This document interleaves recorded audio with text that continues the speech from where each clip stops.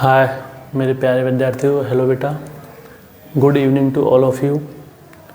आज मैं आपको सिमिलर ट्रायंगल्स की थिल्स थ्योरम का प्रूफ बताऊंगा और दो ट्रायंगल्स सिमिलर कब होते हैं ये बताने जा रहा हूं। तो सबसे पहले बात करते हैं हम सिमिलर ट्रायंगल्स।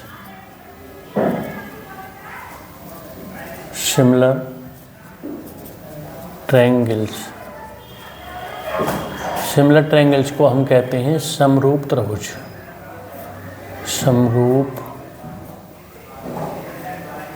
सिमिलर ट्रायंगल को हम क्या कहते हैं? समरूप त्रिभुज। अब दो ट्रायंगल सिमिलर कब होते हैं इसके बारे में हम थोड़ा बात करते हैं आज। तो अब एक तो हमने ट्रायंगल लिया ABC और दूसरा ट्रायंगल लिया हमने DEF।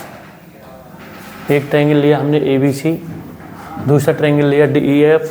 अब ये सिमिलर कब होते हैं?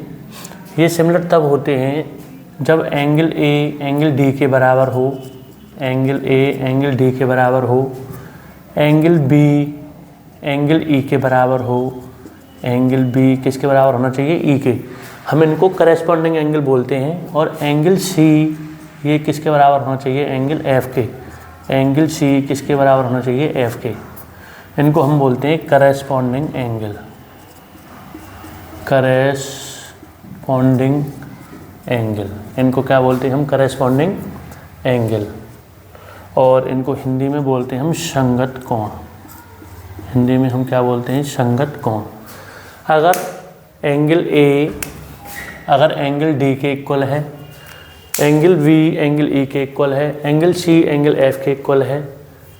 एक तो ये इक्वल होने चाहिए। करेस्पॉन्डिंग एंगल आपस में कैसे होने चाहिए? दो ट्रायंगल्स के आपस में इक्वल होने चाहिए। और दूसरी प्रॉपर्टी इसमें ये होती है दूसरी ये होती है कि इनकी जो करेस्पॉन्डिंग साइड है उनका रेशो आपस में इक्वल होना चाहिए। जैसे AB हमने ली AB साइड, तो इसके करेस्पॉन्डिंग साइड हो गई हमारी DE।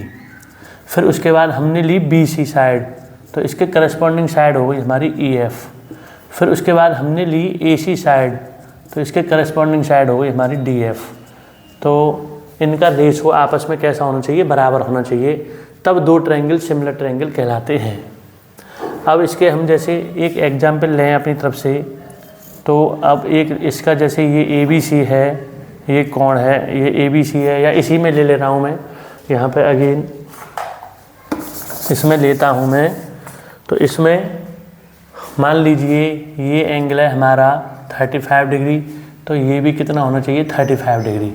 अब मान लो ये एंगल हो गया हमारा 75, इसको मान लिया मैंने 75, तो ये हो गए हमारे 5 और 5 10, 7 और 3 10 110 हो गए ये।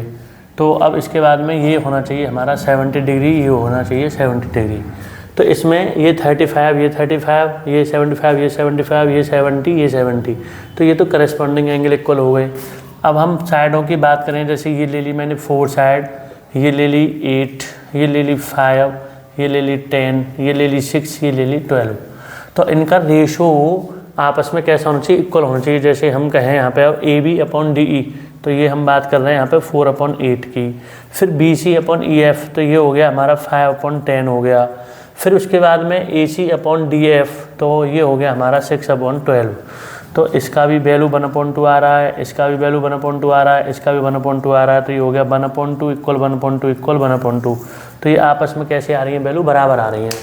तो ये एंगल करेस्पॉन्डिंग आपस में बराबर हैं और इनकी जो साइडों का रेशो है ये आपस में इक्वल है। तब हम इनको कहते हैं हम सिमिलर ट्रायंगल्स।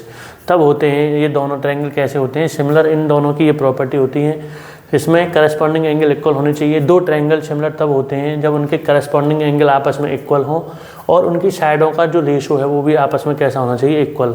तब ट्रायंगल कैसे होते हैं? Similar triangle. तो हम इस दोनों ट्रायंगलों को हम कह सकते हैं यहाँ पर ट्रायंगल ABC सिमिलर है ट्रायंगल DEF के। ट्रायंगल ABC सिमिलर है ट्रायंगल DEF के।